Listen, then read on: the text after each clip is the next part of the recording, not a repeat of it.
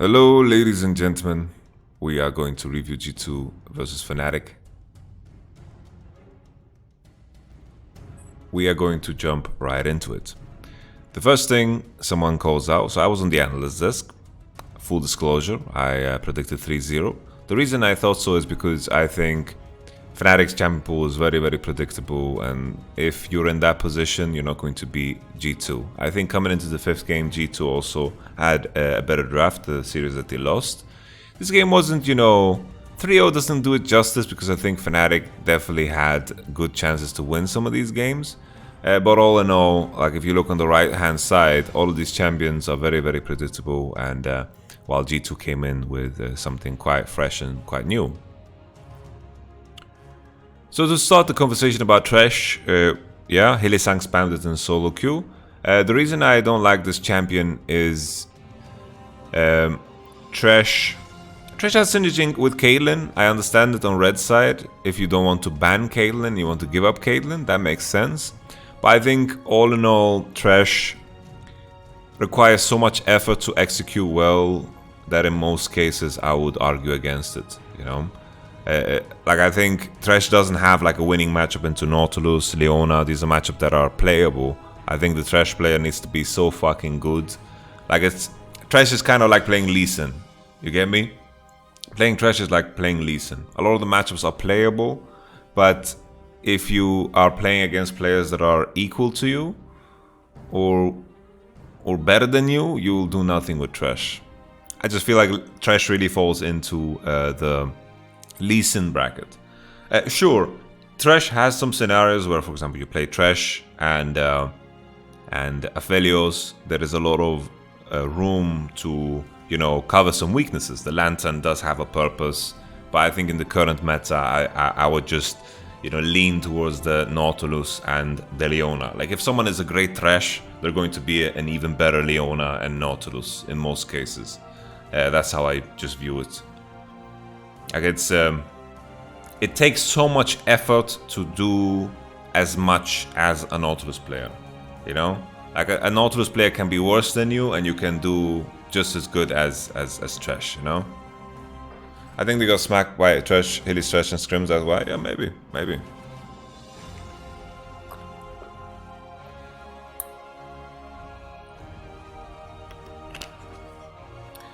Well, they ban Thresh almost every single game, so it's not necessarily tied to this composition.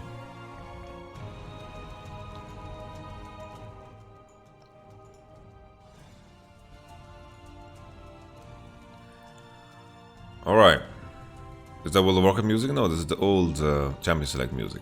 Let's jump into the draft. I'm just gonna charge up Epic Pen. Charged up! Yeah.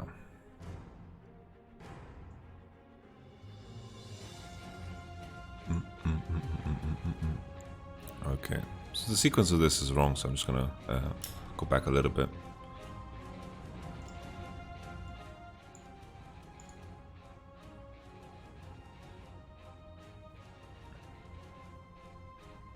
Look in your champ, Hilly.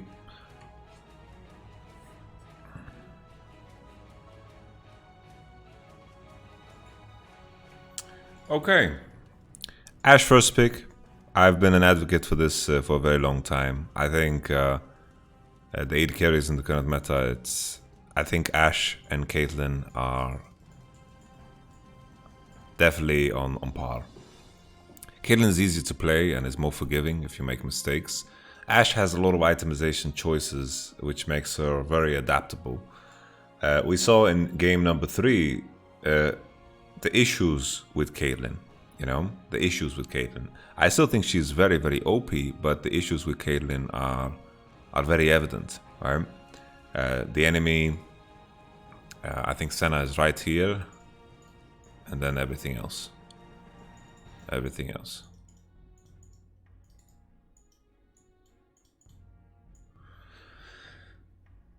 Caitlyn, in game 3, we'll talk about her more in game 3, because in this game it's just not relevant, and I just want to focus more on what's going on. But I think the AD carry hierarchy after Kate is banned for sure. Ashe is the #1 prio. Senna is also banned in this scenario, so it points even further to it. I think Probably banning sets here is a bit too greedy. I think giving up sets here is completely okay. And banning Ashe. Okay, so Ashe first pick is a yes, yes, yes. Nautilus, well, it's alright, it's alright. I don't mind it. I think Nautilus might be coming in here, right? Nautilus would come in here as the blind pick, so it's very, very convenient here for blue to get a decent bot lane matchup when you look at Nautilus. Nautilus is strong, but I favor Leona in many cases. But the issue, I think Leona Jhin don't have that good synergy together. Leona Jhin don't have that good synergy together, so you kind of want to avoid it. I think Nautilus Jhin have better synergy. It's hard for Jhin to proc every Leona passive, and that matters. That matters a lot. It matters a lot. So you have Ashe, first pick, and then this is a very natural choice. Braum is good into Nautilus, and it's very good into Jhin. The synergy between Ashe and Braum is also super, super beautiful. Very, very beautiful. This is a strong lane, and also the scaling into the game is very, very good. It's hard to find champions that are naturally very good against Braum. Braum is a champion that scales super, super well, contrary to popular belief. Braum scales super, super well in team fights. He has a lot of, ways to clap back. But nevertheless, locking in Nautilus allows you to hide your jungle pick, and it allows you to hide every other pick too. So that's reasonable. In the current climate of jungle, you want to hide your jungle pick. In the past, we would see like an Olaf or a Trundle here instead of picking support, but Nautilus is completely fine, so we are not going to, dwell too much on this. Another question could be if they should go Ezreal here, but I think Ezreal Nautilus is just too bad together, so you can't really do that. Ezreal is something that can do okay into Ashe, right? You have good item spikes, and you are not going to have that many issues with arrows, but you're going to lose prio. And I think in a case where Fnatic is preparing against G2, bot lane is a massive strength of theirs. Their bot lane was better than G2, so putting themselves in an Ezreal position is something that you just don't want to do. You don't want to do it. Okay, so we spoke about this, we spoke about bot lane picks, and now we have the Shen. I think naturally you would think that Shen is going to go in the jungle in this scenario. Sure, of course, Wunder can play it, but blind picking Shen, I think right away you assume this can go jungle. They are holding jungle pick to last just to make sure that they will have the better jungle matchup. But I don't know if it's worth it, because you put yourself in a position where you're blind picking Orianna into Caps. On paper it's fine, but when you have Nemesis against Caps, maybe it's not so fine. Nevertheless, the bans are also arguably not that great. Akali is okay. Akali gets my okay sign. Sion is a bit of a question mark. Do you expect the team to run Sion and Shen on the same team? I think that's pretty garbage. I think this should have been Camille, and this is something that Fnatic banned many times in second wave on 1-2. So I think the synergy between these two champions are just so good. So I think Sion does show that they were aware of the fact that Shen can go jungle, but Sion ban was just the wrong ban to do. I think they are happy to play Camille into GP matchup, but I think the caveat here is just Sion... that Shen will make Camille so much stronger than she is naturally in this matchup. I think most GP players are happy to play into Camille because you have windows and opportunities to be better, but the same can be said for GP into Sion matchups. I think just the Sion ban is very bad. I think also teams have this opinion that Hecarim is good into Ashe, but I honestly disagree. Hecarim is going to be good into every AD carry, right? So Hecarim is banned here, but I think Ashe should be traded for Hecarim. Especially in Fnatic's case. They are banning 2 junglers, and they're landing on Gragas, and they're giving up Ashe for absolutely nothing. Ashe...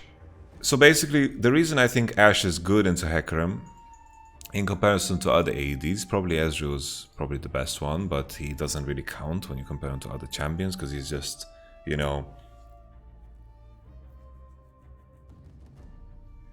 it's pretty free. It's pretty free. Nevertheless, what I'm trying to say is Ashe, the way you beat Hecarim is you go Blade. You go Blade the Ruin King. The reason you go Blade the Ruin King is Hecarim is very reliant on move speed. When Hecarim is slowed, he loses AD. He loses AD, he straight up loses AD. And Ashe has a lot of slows in her kit, Braum as well. If you think about the potential supports you're going to match up together with Ashe, you have Ashe Tam, you have Ashe Braum, you have Ashe Nautilus, you have Ashe Leona, all things that can deal with Hecarim just fine. The next thing is just the interaction for Blade is just so perfect. So keep in mind, Hecarim, when he E's, he charges up, he has maximum move speed, he reaches maximum move speed, and you use Blade the Ruin King. So let's say he has 700 move speed at the point in time where he's charged up, minus 15%. This 15% remains the same even when his move speed normalizes. Whatever the fuck it is, I'm just making some numbers up. This 15% is still calculated off of this. So this slow will still be 15% of 700.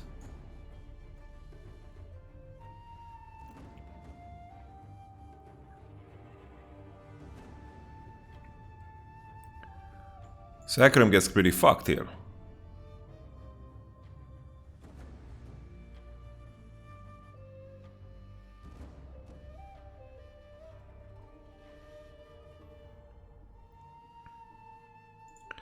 Next thing though is, of course, Hecarim has the interaction of Phase Rush, right?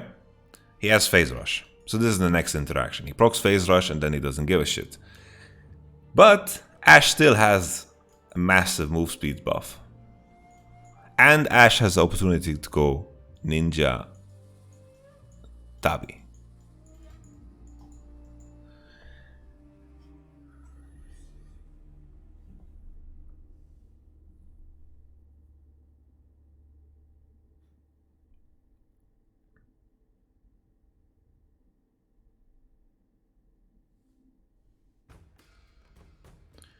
Blade Ruin King steals move speed. So even if Phase Rush pulls him back, boom. So I'm not trying to say that Ashe counters, right? I don't think Ashe counters Hecarim. But in the grand scheme of things, Ashe is one of the better ADs one of the better ADs going into it.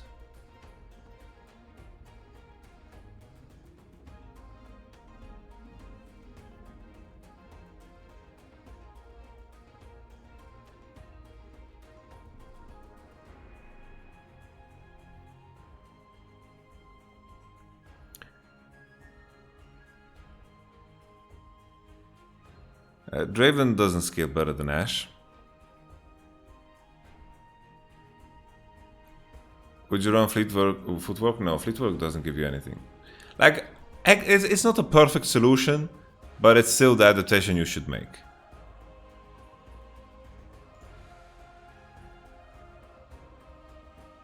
But Ashe in this game isn't the carry. Bro, Hecarim is not in this game. We're talking about Hecarim-Ashe interaction. Hecarim is not in this game. I'm not arguing the build of Ashe in this game. I'm not saying the Ashe build is bad in this game. Anyway, it was kind of a side point. Nevertheless, this ban was wrong. GP, I don't mind. It's Bwipo after all, and you know, he was put in an okay matchup.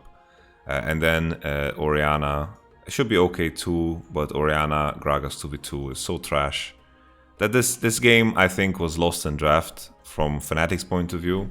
It's just the moment G2 drafted anything that requires team coordination to beat,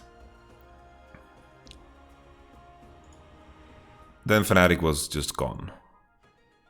I didn't feel like Fnatic was a team at any point in this season, and you know, while people say farm style jungle and we're very, very, you know, fond of Fnatic playstyle, that was just 3 lanes surviving on their own and then a jungle just clearing camps, right?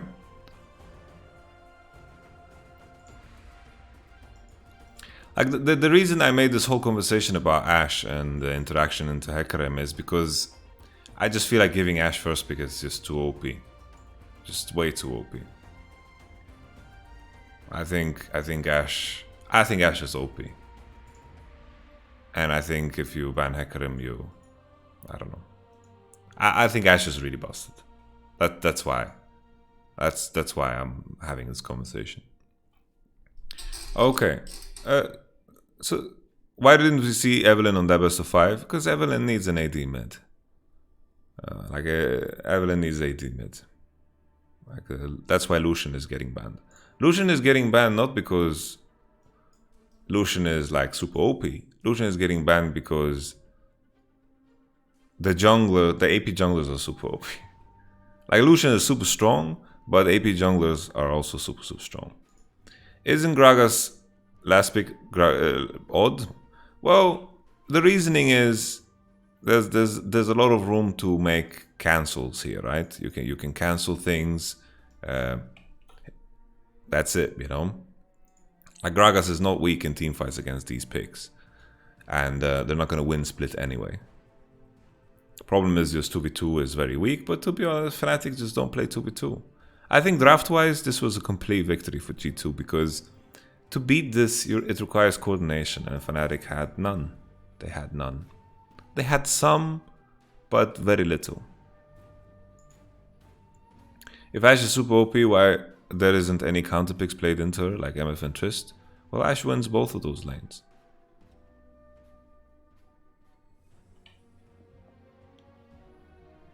Yeah, Kate, you can argue that Kate is stronger than Ashe. Like, I think Kate and Ashe are both really OP. It just, I don't know. I think blue side wins the draft solely because they have Ashe first pick. Like, Ashe E is absurdly OP. Lane phase is really OP. She uses keystones super well. Ziggs into Ashe, that I'm a believer in. Ziggs is good. Ziggs is low-key giga OP, I think. Slenderman, I played Ashe into Vega, MF and Soul Q, wasn't fun post level 6. Well, this is pro play.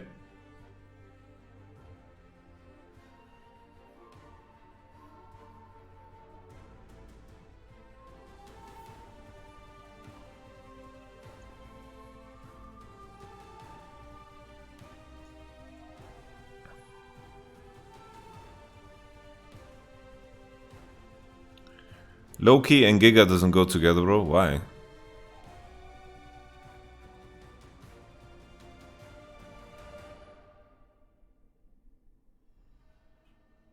I think Vel'Koz is better than Xerath bot, at least from testing it myself. Why do you think G2 doesn't play Syndra bottom? It's been really nerfed.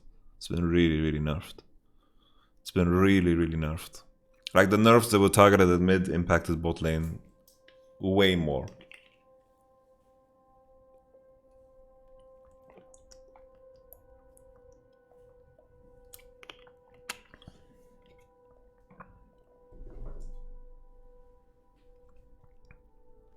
You think G2 looks better or worse than last year going into Worlds? Worse. Way worse. Nevertheless, I think this is a massive draft victory. Why? I think bottom matchup is very solid. I think later the split game is going to be easy to execute on. 2v2 mid doesn't exist. This is just a lot of freedom for G2. 5v5, this team composition has a lot of chances. Because they can cancel a lot of spells and so forth. Why do you use a plastic bottle? Who fucking cares? I buy these bottles and they come in plastic bottles and then I recycle them.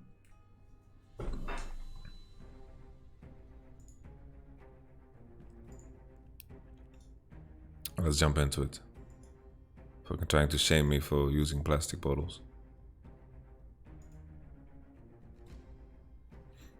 So Shen is a very interesting jungle pick. I think Jankos made a mistake though because he did Raptors. I think you just fucking don't do Raptors. And then you full clear in time.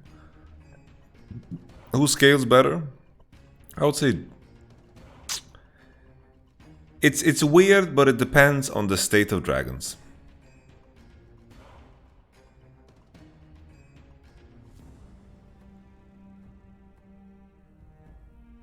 It depends completely on the state of dragons. If dragons haven't been taken, like in this game,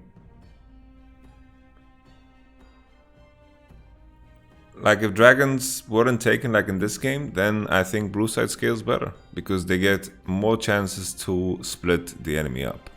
Hey Jankos, I don't think you should just not do raptors. I think you just continue to clear.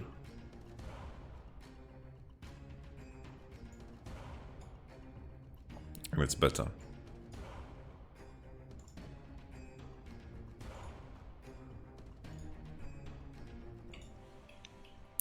But Shen clears turbo fast. Look at him. He's so quick. Do you think Bwipo has some mental block against Wunder? I think Wunder is just better. Yeah, I didn't understand. I can't see the angle, but I know for a fact if this is the lane state, then for sure something has gone horribly wrong for GP. Like this is very weird. Like this shouldn't be the state of the lane ever as a GP into Camille early on.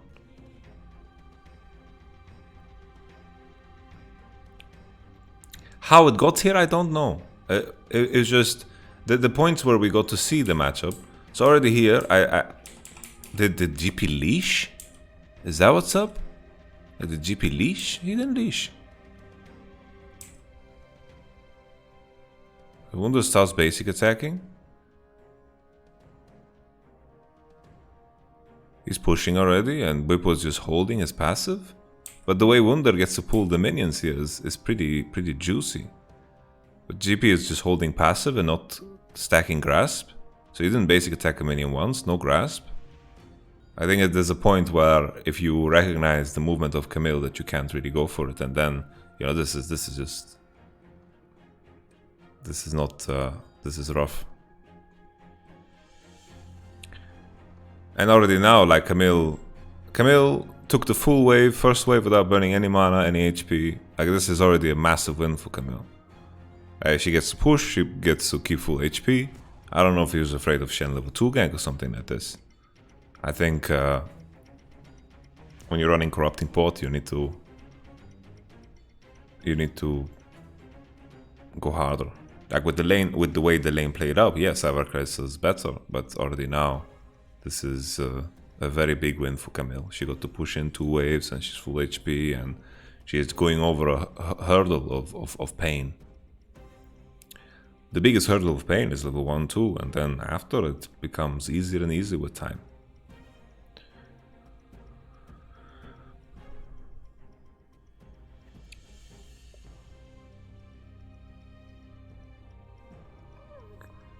Yeah, we don't have ProView now.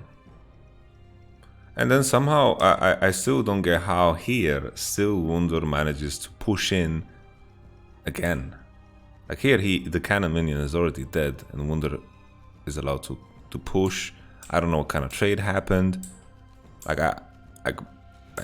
let's pay attention to Bwipo's HP. Bwipo's HP just fucking drops here, and this is when the wave is crashing. I imagine that he's just tanking the wave, and he skilled E level 2 and maybe got Camille E'd. That's what makes sense here, right? Because already now this was rough. It definitely got kicked in the head here. And then the cannon minion is just dead. Like, where's the cannon minion? I don't know what happened to the cannon minion.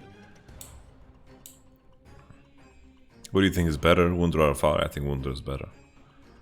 Like, Alfari is regular season king, but Wunder doesn't give a fuck about regular season.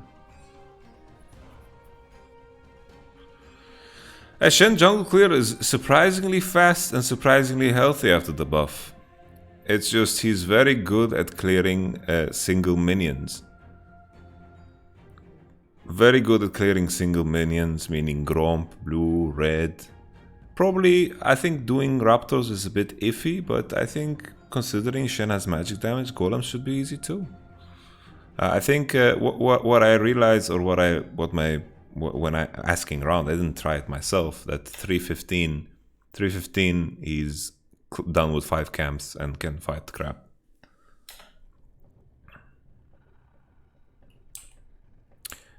This is if we continue on to bot, we spoke a lot about top lane. This was the biggest strength of Fnatic the entire best of 5 that they previously played. They got to manage the wave kind of however they wanted.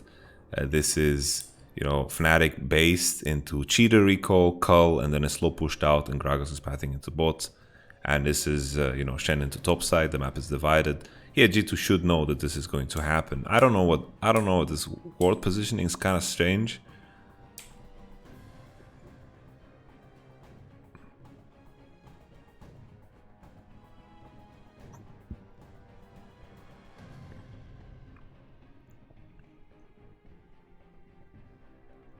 Caps is the best Western player to have ever come out of the West.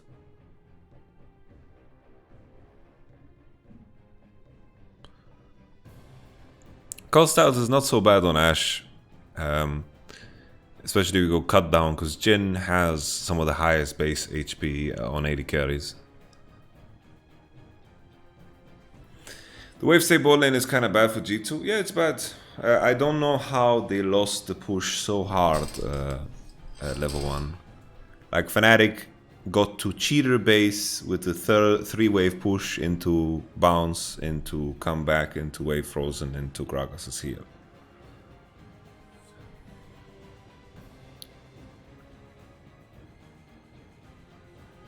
Caps is a coin flip player? No, he really isn't. That's like old bullshit.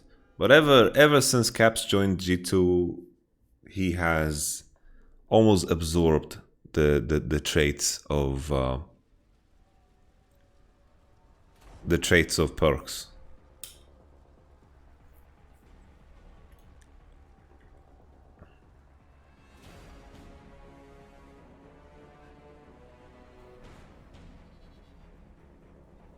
So this is just I think level 1 mistake, level 2 mistake. And they need to fight back at the right times, and then I don't know if Shen needed to base and then just get the golems and then go into bottom side, but this is predictable. This is predictable. What do you mean by Perks traits? I think Perks' biggest strength as a mid laner, I think, was coordinating with his jungle, playing with his jungle super well, and then managing side lane super well. I think this is something that he has always done better than anyone in the region.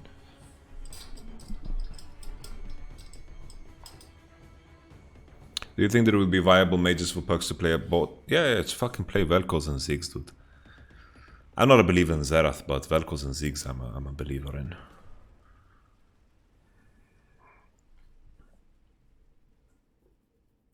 Karthus as well. I think Karthus bot is really strong. Very strong. What I didn't understand about this game was Caps somehow managed to be even in CS and be everywhere at the same time. Syndra bot is very nerfed.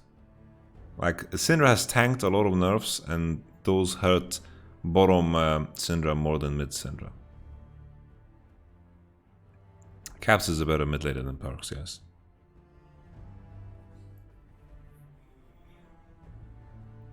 Fnatic managed to put Nemesis in a position where he has TP advantage. I think this was mainly due to 1v1 though.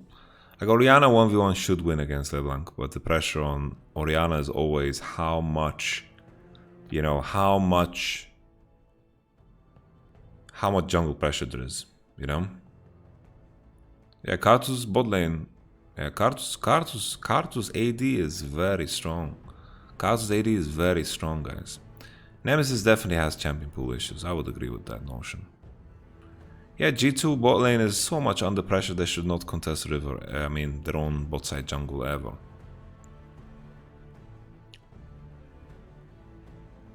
That was a big mistake, actually. Perks, like, this should land. Flash Q and Nautilus on tier 1 boots on AD carry should land. The reason I say on AD carry is because AD carries have very low move speed most of the time.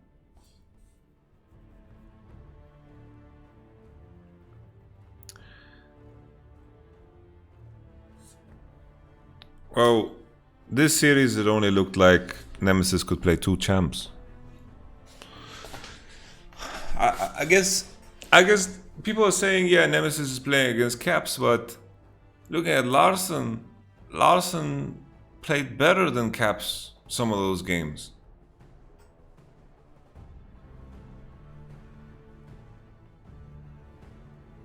No, I think now if we take a look at Fnatic, the same issues. So the hope for Fnatic was when they added self-made that their 2v2 issues would you know, show up. But Nemesis looks the same with self-made as he did with Broxa. Like, considering Fnatic made upgrades in the jungle position, on paper, they still look like they have the same exact issues of last year. Or even worse so, because at least last year they were playing as 5.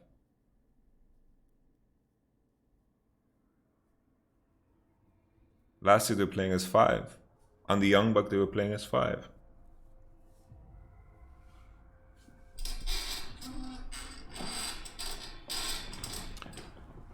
I think if Larson was as good on Akali as Caps, we'd be seeing Rogue. Larson played fantastic. Larson played super good on Akali. I think the problem is like, if Rogue had a better performing top laner in playoffs, I think they would have won the whole thing. The form of their 4 players, excluding the top laner, like for example, put Alfari on Rogue. Put Alfari on Rogue, they won the split. For sure they won the split. Larson inspired with a better 2v2 against Jankos and Caps. And Hansama and Vander are playing really good. Nemesis is a really good player in a team currently not suited for him at all, but put him in MAD or TL or C9, he will carry. I disagree with that. I think there is a world where Nemesis doesn't join Fnatic and he wouldn't be on the radar at all. No offense at all. I think Nemesis is a smart player. I think he's a very smart player, and it's hard to judge Fnatic because they seem to have a lot of issues in terms of how they want to, you know, play together. But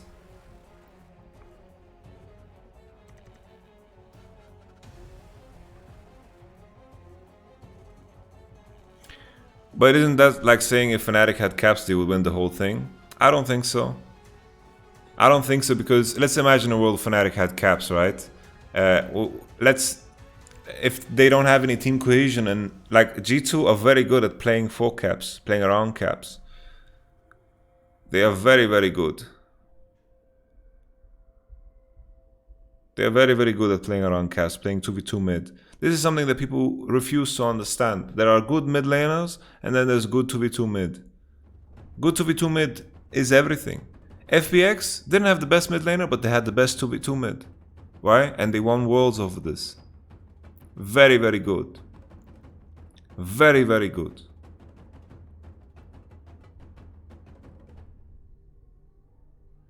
It's not about babysitting, it's just the best way to play the game. It's like 2018, IG won Worlds, right? Rookie and Ning were the best 2v2 mid by far. Best 2v2 mid by far. And now G2 is coming into the tournament, they practice a lot of 2v2 mid, but if you look at the teams that have the best 2v2 mid in the world, you look obviously on to top esports and Damwon and then G2. And then, of course, JDG. But JDG is a bit different. They approach the game very differently.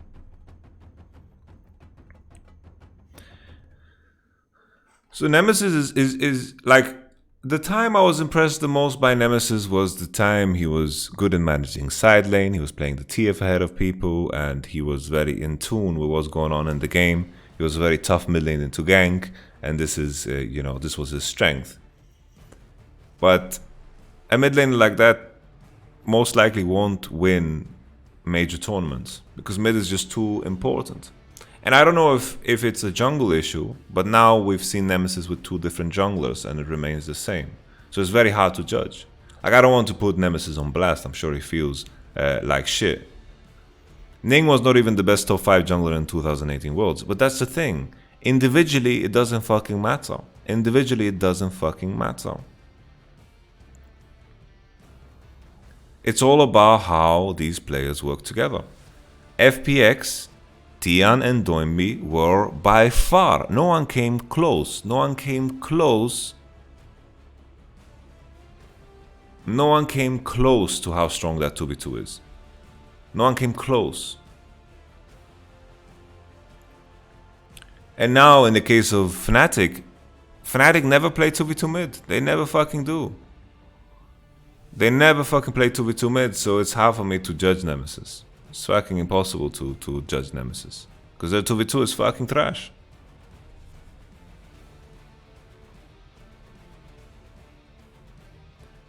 But I think it's easy to say...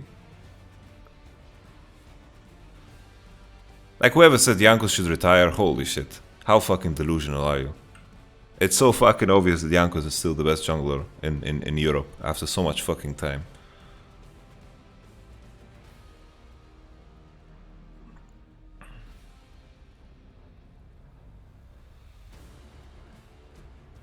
Very, very delusional. Okay, let's continue with the game, guys. What is this arrow? It's not because Fnatic always play on Reckless. The thing is, they don't always play on both. They don't. The thing is, Fnatic didn't play for anything most of the time. It's like Fnatic has good players, but they just didn't have cohesion. Like Fnatic has good players. Like it's wrong to come out and say, oh, this player is bad, this player is bad, this player is bad. I think all of them collectively have champion pool issues, but they're not a team. I'm sure there's a world where each of these players can find success in different worlds.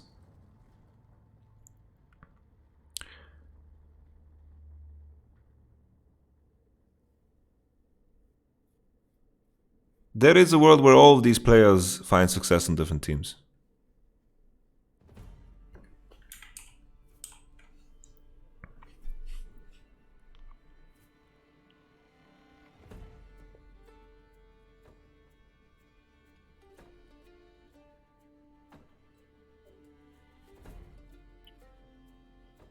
Like if Fnatic want to make improvements, well, it's the improvements for everyone.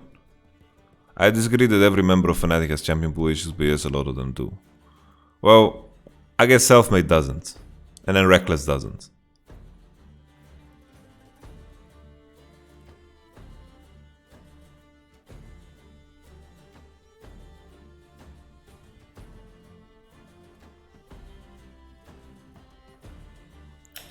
Well, it's not as much as champion pool issue, it's more about it's predictable.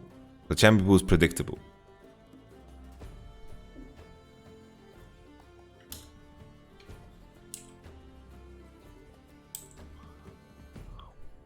I think in all of the games that the G2 played against Fnatic, their bot lane was sweating quite a bit, honestly. Sweating quite a bit. His Selfmade really ran it down. Really ran it down.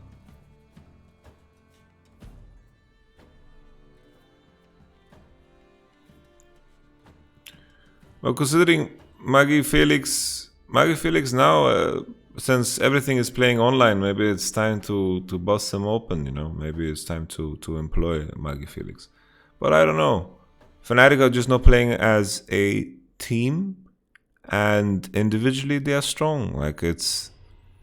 Like it wasn't my intention to move this conversation into some Nemesis hate, but I'm surprised. I guess the reason, like Larson is the better player, obviously, in comparison to Nemesis.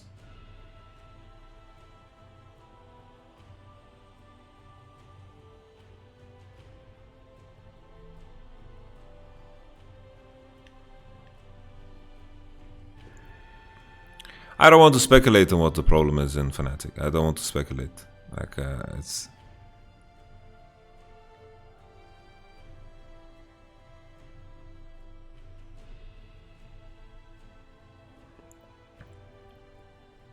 There's a lot of honestly, there's a lot of like comments like I feel, and it's so off. You know, what you should feel is that you don't know. You don't know. What is what you should feel. The thing is, like everyone, like you guys have been so brainwashed. Many people have been so brainwashed into thinking there is role players. You know, this is a defensive player. This is an aggressive player. Like you've been so brainwashed into thinking that, oh, this playstyle fits with this playstyle. You know, most pro players just think about good and bad. You know? Look at Damon, for example, right? They convincingly beat DRX. They convincingly beat the DRX, right?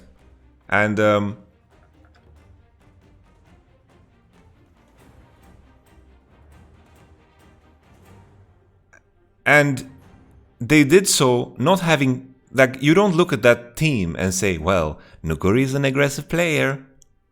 He's aggressive. Yay. Like, no one fucking thinks like this.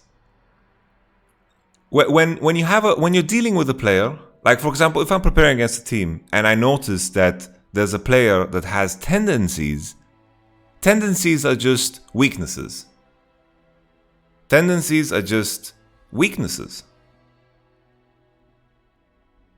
Nuguri is just a strong player.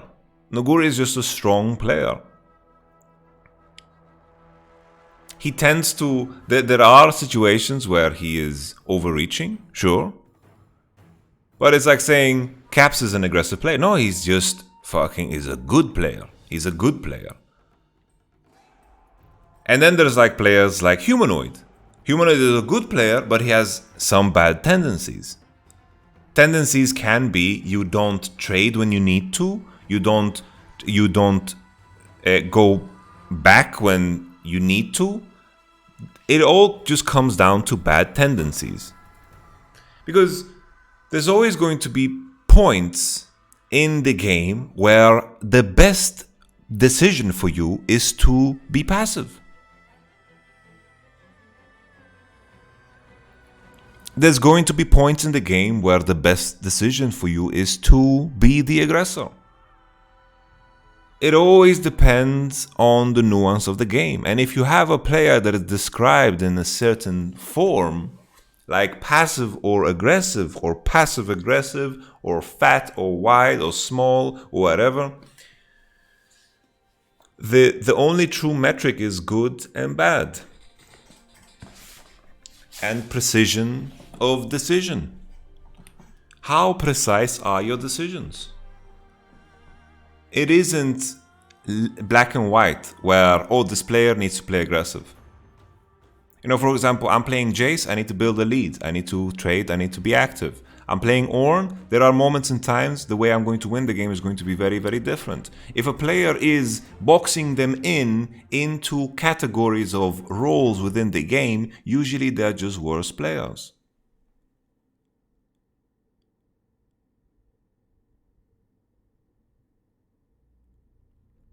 Passive is viewed always as a bad thing though. Well, Damon DRX is beautiful. Nuguri has bad tendencies in laning phase though? Yeah, for sure. I'm not saying he's perfect. Very rarely you run into players that are perfect. That's why I'm a big fan of Rookie. Because I think he has shown many games where he plays close to perfection.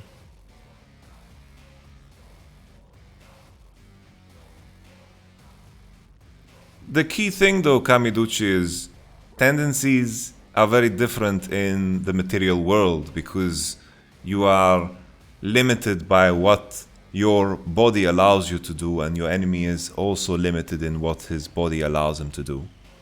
Chovy individually is fucking good, but 2v2 mid together with Pyoshik is not so strong.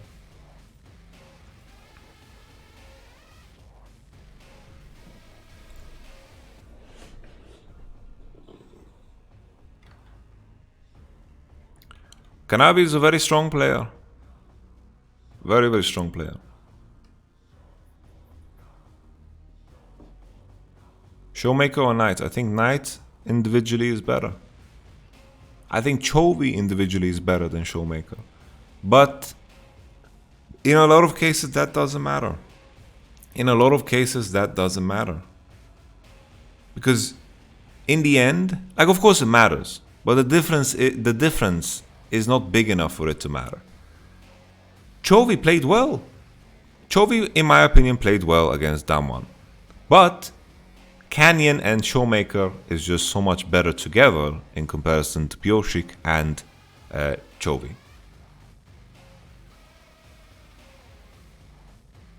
Yeah, if Nemesis wants to improve, he needs to make it a goal for himself to really, really pin down 2v2 mid. Pin down 2v2 mid and really, really, really, you know, make that his strength. Because those are the mid laners that will succeed. The mid laners that put a lot of effort into figuring out how to play 2v2 mid perfect, 3v3 mid perfect, building leads.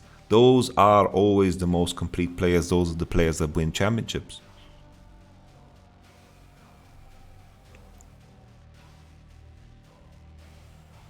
Very, very good here for Mickey. Yeah, double kill of Leblanc is a big deal. I just don't... Like, Leblanc got to catch bottom wave, and this game state is just so spooky. Like, already now, it's a disaster because the pieces that are ahead are the perfect pieces. Guys, stop tagging my name. When you tag my name, I'm not going to, like, read it. Because it's painful, because it's red for some reason. It's red. It's just red. I don't know why it's red. It's ugly.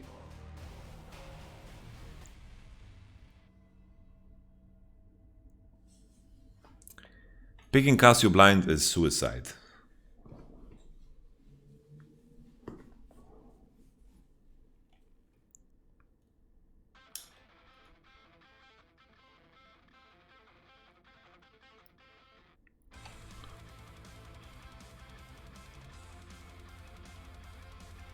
Because always in teams there needs to be driving forces that push you towards improvement, right? And Nemesis now throughout his career, I don't know if it's team thing, jungle thing, 2v2 mid has just not been there. And I think Nemesis, the path he needs to take to improvement is really, really like, you need to just fucking do everything in your power to work with your jungler. Because putting that under the carpet and pretending that problem isn't there is going to bite you in the ass eventually. It's just going to. Yeah, this is crazy. Like, top is getting dove, Orianna is getting killed now. She's dying right now, she died. And then Caps is 1v2ing.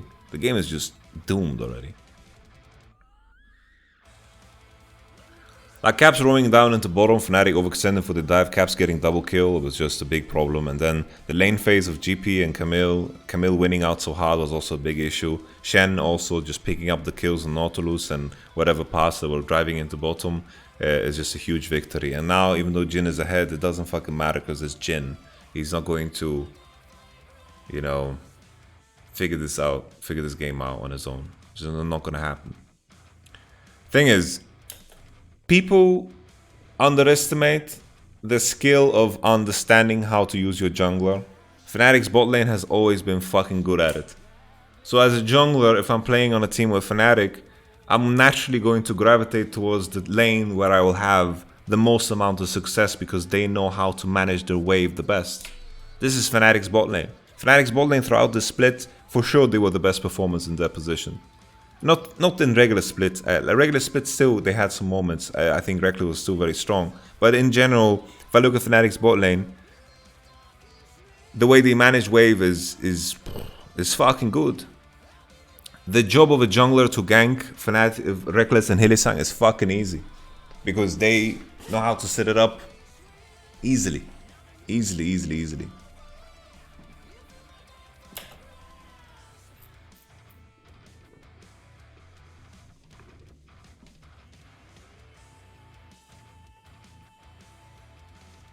Ah, Wunder, what are you doing?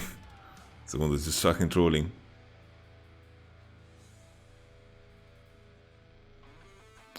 No. I don't mind if you tag me. I'm just warning you that I won't read it. Because it's hard to read it. I don't know why it's red. I don't know why it's red. This I didn't understand. Like, this was just straight up int. This is straight up int.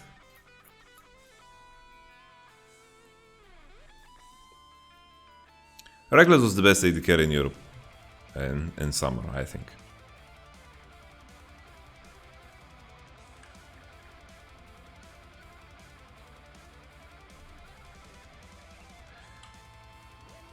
Like, it's so common, you know.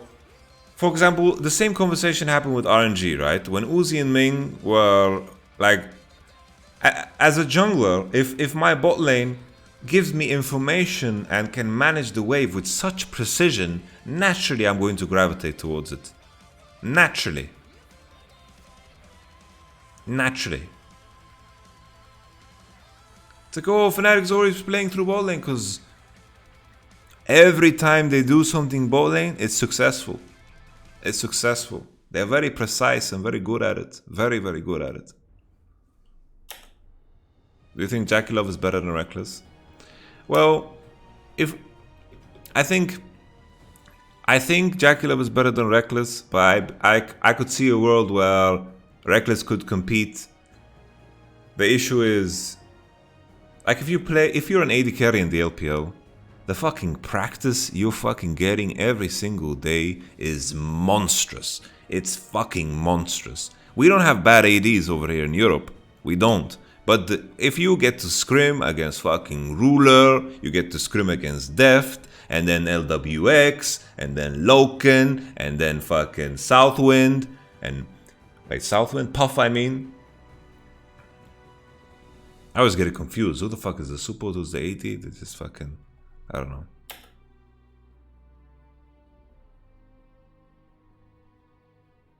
Yeah, LWX is kind of coin flip. Ghost.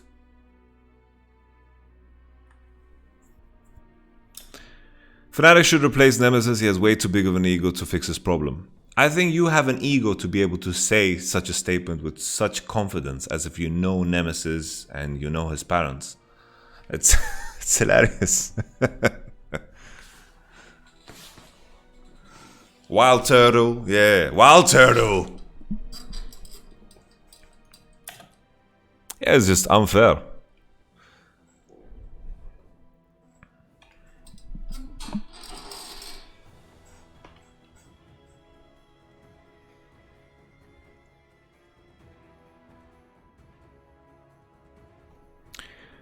Yo, keep in mind, Fnatic, this Fnatic bot lane took a game of world champion. They took a game of FPX world champion, and they did it in beautiful fashion when they completely, you know, annihilated FPX's bot lane. And that was top form.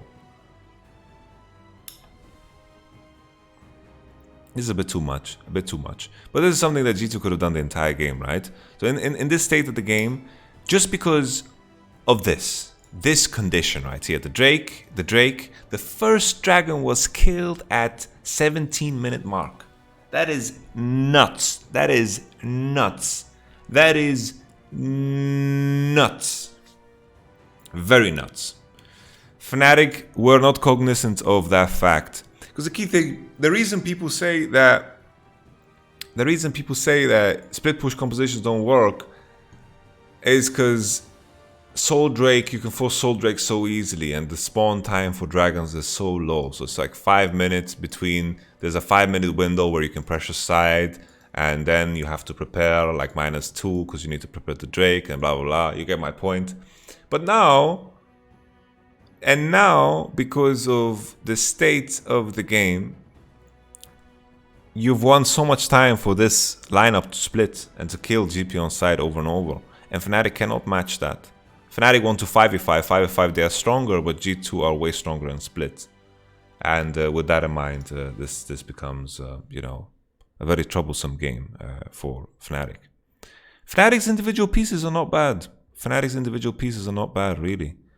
Fnatic's individual pieces are not bad, but sometimes the dynamic of the team just doesn't get figured out. you know? Like, we are talking about all of these issues of Fnatic, but they still manage to put on like monster games, right? They still manage to put on some monster games, and this just speaks to the individual pieces of Fnatic being good. I think Hylissang is very fucking good. I think Bippo is also good. I think Reckless is fucking good. I think Selfmade is good.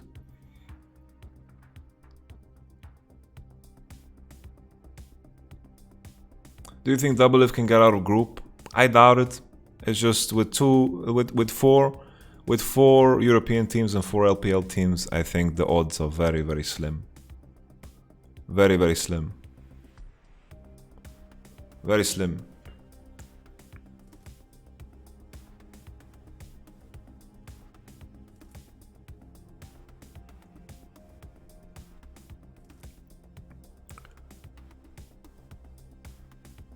Alright, let's take a step back here. Let's do some actual fucking analysis.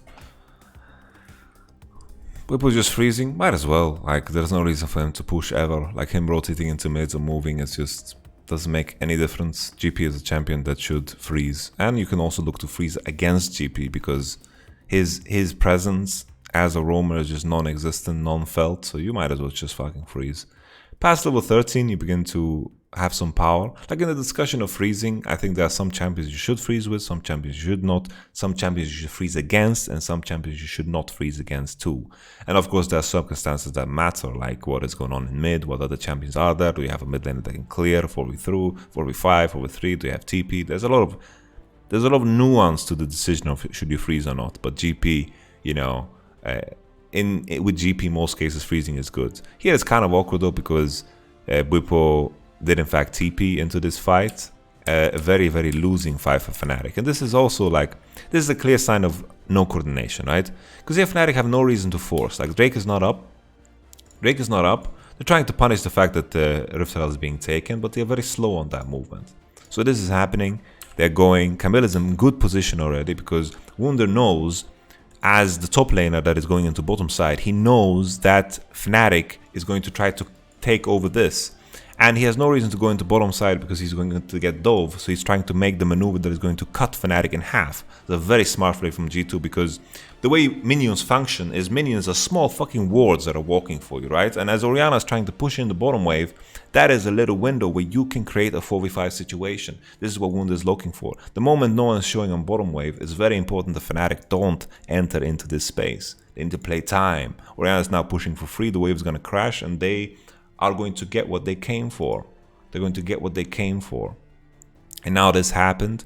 And now GP is forced to TP. The wave is going to get unfrozen in the top lane. The GPU tries to kill Jankos, but it's a bit too desperate. And then Reckless dies, Selfmade dies. And this is a situation where top lane was frozen and there was no rush at all for Fnatic to force something. They just felt desperately the need to do so.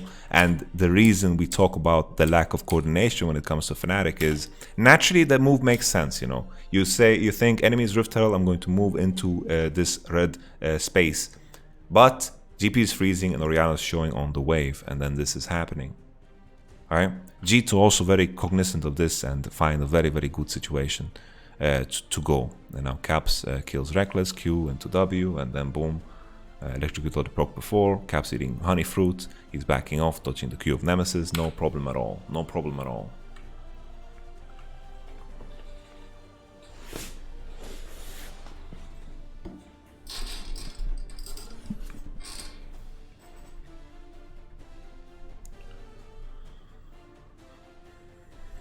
This as well, like what is going on here? Like what this is just, it's just wilderness.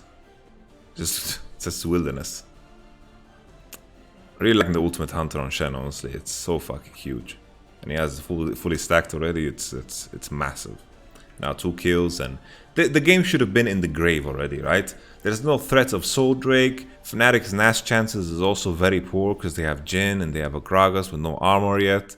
There is no threat of Nash. The way you beat a Slippery Bush composition is you force them to group, right? How do you force them to group?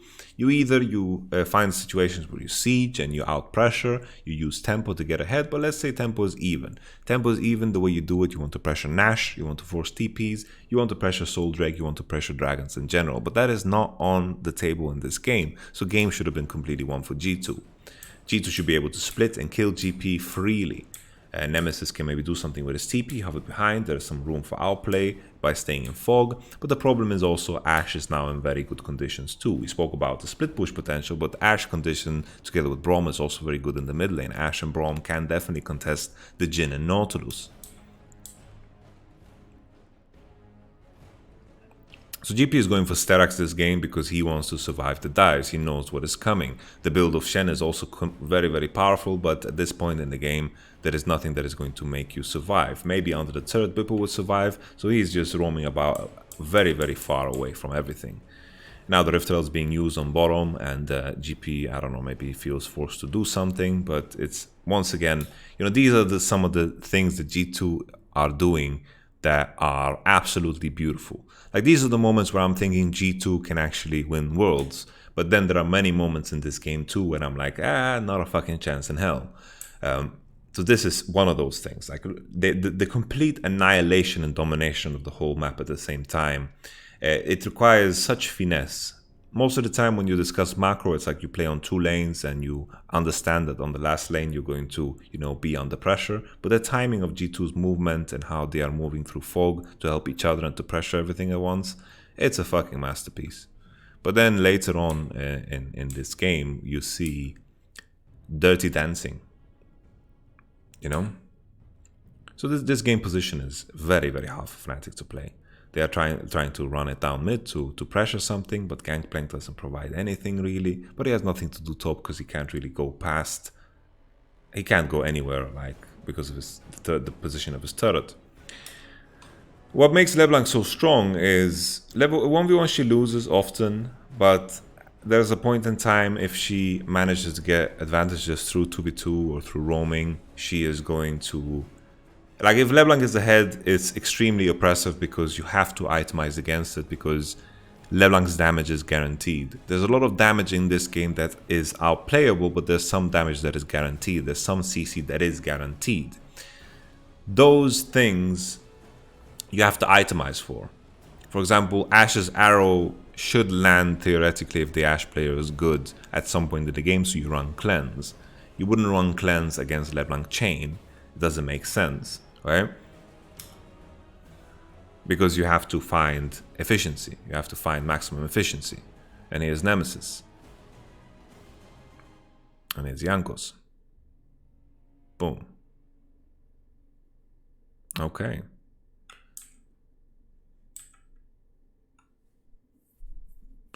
Yeah, I felt like Nemesis champion was a bit too small. Like, the next game, the Orianna ban lands, and he's blind picking Corki, which is mad. I don't know if it was just a choice or whatever, but...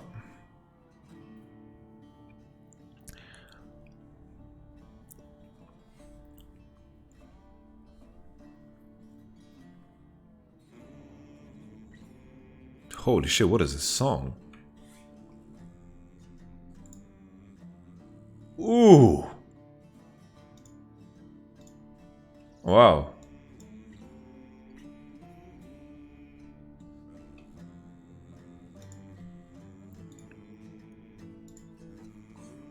How can you actually blame Mithy?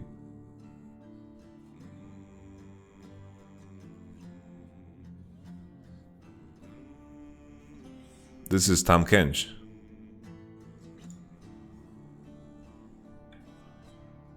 Yeah, guys, I don't really care for your result-based analysis, you know, saying Corki was good. You know, that Silas is maxing Q is completely irrelevant, you know? Like, you don't max Q as Silas into Corki. You max W and you force trades, and he made some mistakes dying to ganks. Like, that shouldn't happen.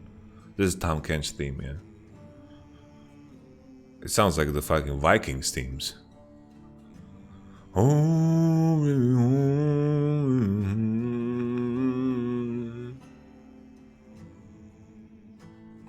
Shen is so monster fed, man. He's so rich. He has every item in the bank, man. Very, very strong. Like, the game should be completely over, but now is the point where the fiesta ends. If you want to know how to end this game, you want to play 2-2-1, let Shen be alone, because he's ungankable. You hover with Leblanc on Camille's side, and then you push with Ash Braum and mid, and then you just make sure. Probably, I think with Braum, you should buy Shurelias this game, because I think you just need to get out of GPU'd when it lands, and then you're going to be good. Nemesis would be a good enchanter support. That is true.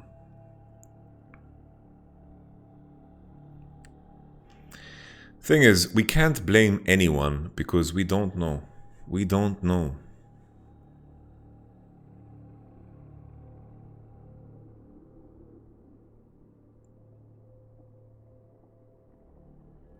We don't know. The same way we don't know how to vote coach of the split, the same way we can't fucking know what's going on in the team. So there's no reason to find blame. There's no reason to find blame. What was this noise, man? What was that? G2 win world champ, motherfuckers. Okay, thank you, M219. Alright. So here, G2's mistake was these waves that are coming out now, right? So if you take a look, at this wave position, and this wave position, mid lane crashes a bit earlier than the others, right? A bit earlier than the others. The key thing is you need to make these waves crash at the same times. And I don't understand, why is Shen be the one in the mid lane? Like, what on earth? What on earth happened there? What on earth happened there?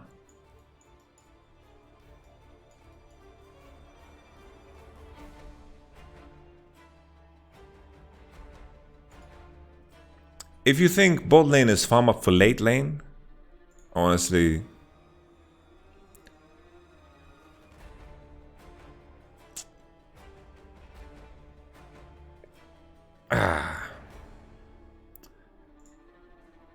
two to one is the way, guys. 2-1. I like 2-1. 2-1. But at the same time, after you lose Nash, it's kind of hard to break the enemy base. Kind of hard. It's easy for Fnatic to stay in position. But this was just overforced. And then G2 bot lane also overforced. Like, what on earth was this?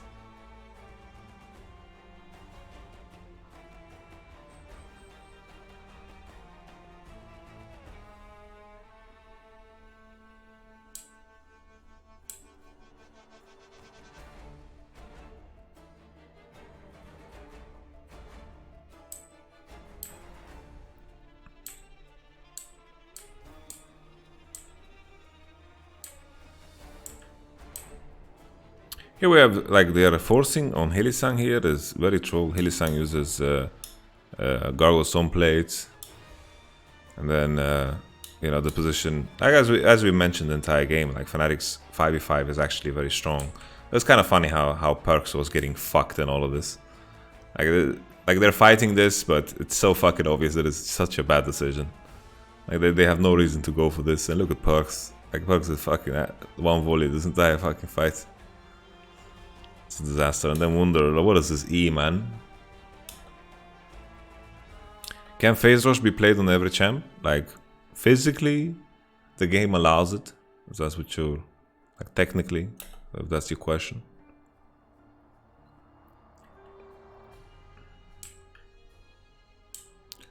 Wunder's E was, oof.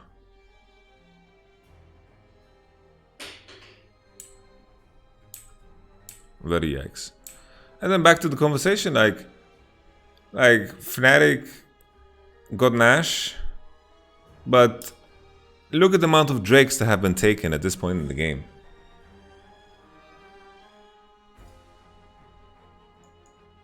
Look at that. Nothing. This composition will be online for so long because they can force a situation where the game is in split. And Camille is gonna get a bit overbloated.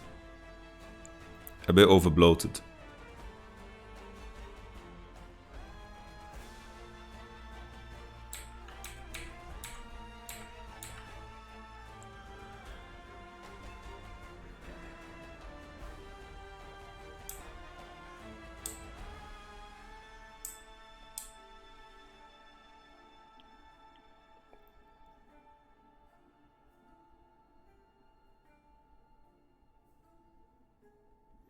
GP knows that he needs to just survive dive. That was the whole purpose of his existence. That's why he's building very defensively. Guys, stop fucking arguing in my chat, yeah?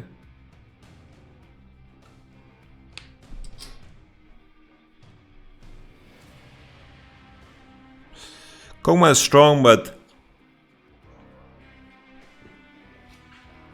the room of weakness is so large. GP build is really bad, in my opinion. Well, the thing is, they're going to win 5v5s and he needs to just survive dives. So I don't mind it too much, honestly. I didn't like the Spirit Visage choice. I really didn't like the Spirit Visage. He should just go ER Leandri IE. Well, the thing is, he needs to survive dives. Do you think in the state of the game that he was in this game, where he was getting fucking hard pressured the entire game, that he would, you know, have a chance?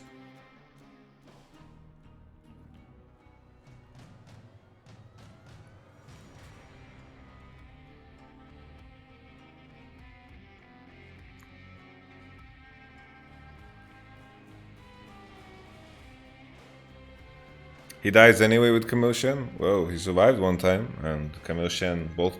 Well, Camille at least died. Right now, they can't dive Gangplank.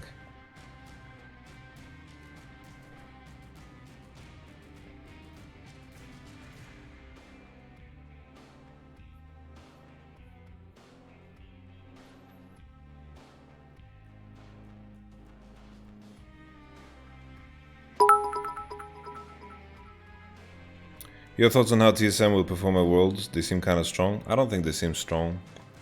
I think FlyQuest underperformed, Team Liquid underperformed, and these best of fives were just fucking coin flips. I think the groups that TSM will land in are going to be tough. They just have to pray that they get like JDG, Mad Lions, and the PCS team. And even that, you know, is a tough group. They need to get second in this group and hope JDG 6-0. And, you know, good luck.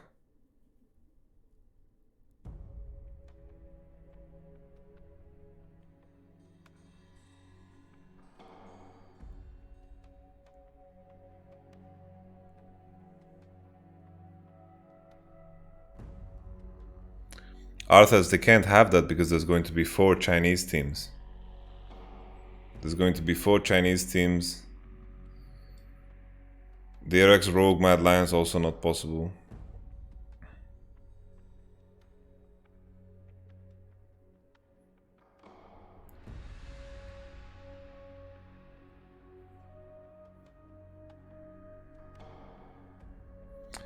Mad Lions can definitely beat TSM. The only reason that gives them any chance is because Mad Lions are pretty fucking coin flippy. Like...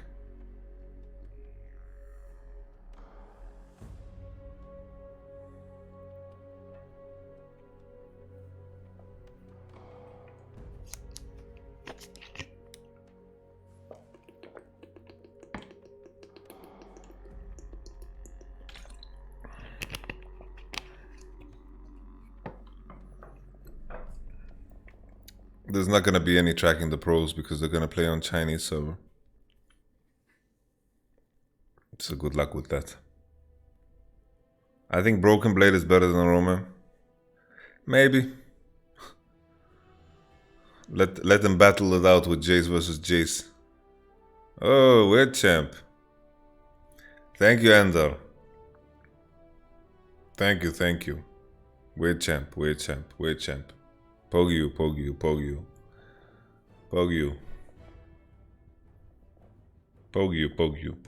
Weird champ. I fucking love this song. Good timing.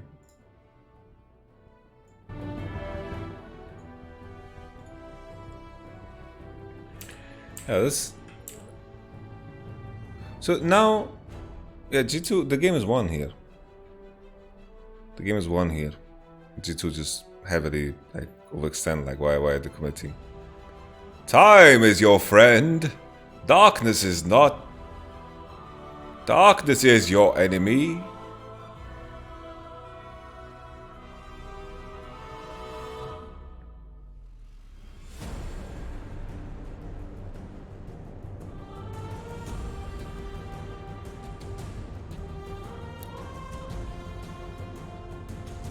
Larson is better than Nemesis.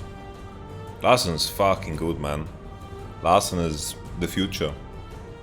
I think EU mid's future is Larson, Febiven, Jizuke, Caps, of course. Caps is just not the future of EU, he's the future of fucking Western League of Legends, man. Caps is literally the closest thing we have to Faker. Benched NA mid.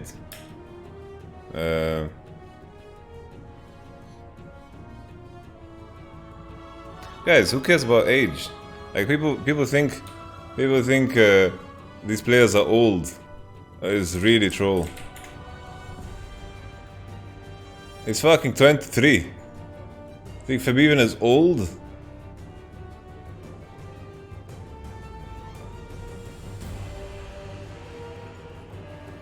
Bugs is playing AD. Jizuke getting fucked by EG. Look, it's 24. But Jizuke has fucking rookie split 2017.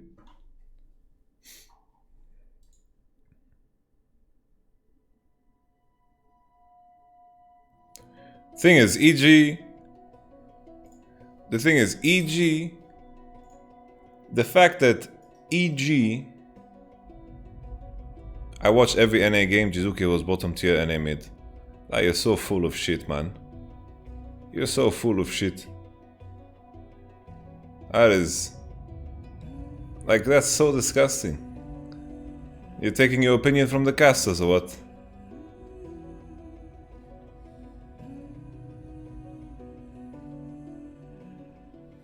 Jesus.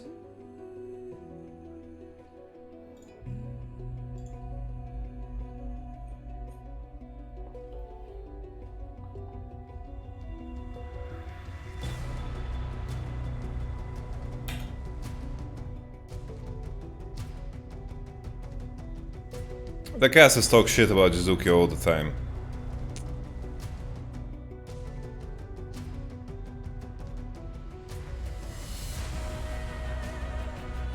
Honestly, if EG fielded Huni and Jizuke, they go worlds, I think. Huni, Jizuke together, they go worlds.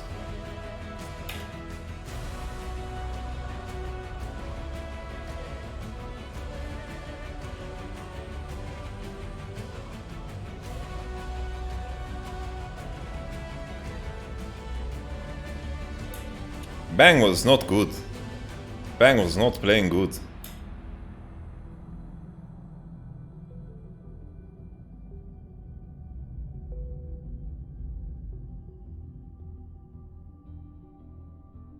Jizuke Huni is basically fucking Kabushad Jizuke duo again, man. Huni was playing good.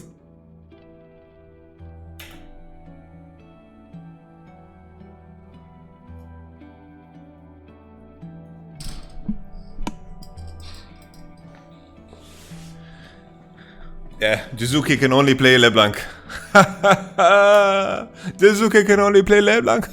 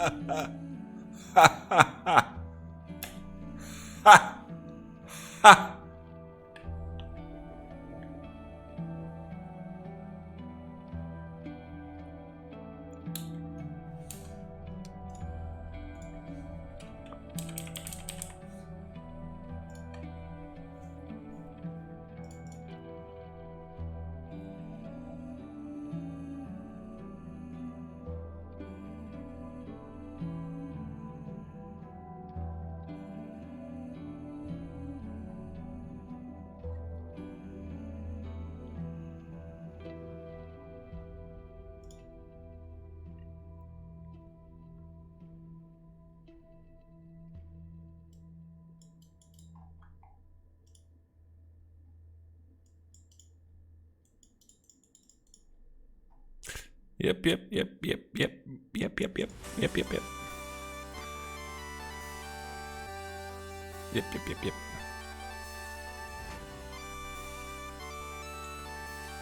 Okay, so let's single some people out again. All these stupid players like Broxa and Jizuke rather go to NA than stay in EU and challenge Fnatic and G2. Bad decision. Look at Rogue and Mad. It is not impossible to succeed outside of Fnatic or G2. Well, losing to them is considered a success?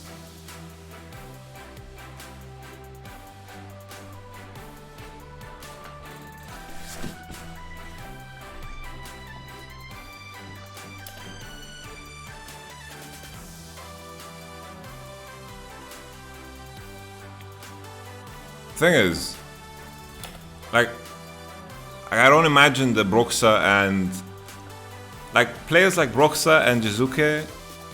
They are looking for teams. They took the best opportunity that was there for them. After 2019, Jizuke as a commodity was not that great.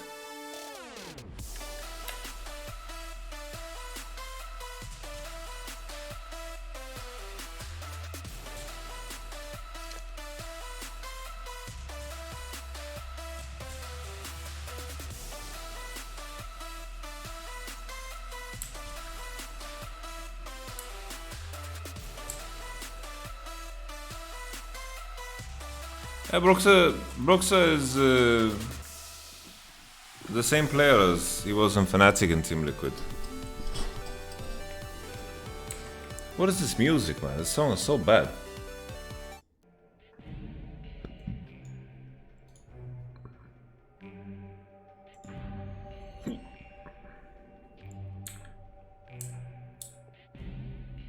Oh yeah. I don't know if this can be constituted as a review. We basically had it playing on the screen while we were talking about so many different topics. What a fucking joke of a review. I'm sorry, guys.